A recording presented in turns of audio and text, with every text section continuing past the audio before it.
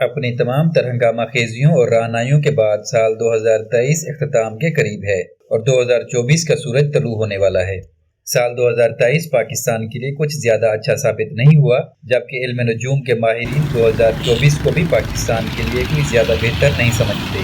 2023 میں پاکستان کو متعدد معاشی چیلنجز کا سامنا رہا، جبکہ ملک میں سیاسی عدم استحکام کی وجہ سے ہیجانی کیفیت بھی برقرار رہی، اور ماہرین کا کہنا ہے کہ آئندہ سال بھی پاکستان کو معاشی عدم استحکام کا سامنا ہو سکتا ہے اور ڈیفالٹ کا خطرہ بھی برقرار ہے۔ ماہرین کا کہنا ہے کہ پاکستان پر زہرہ اور زحل کا غلبہ ہے اور دسمبر 2024 تک خطرناک مالی صورتحال کی پیشگوئی کی گئی ہے۔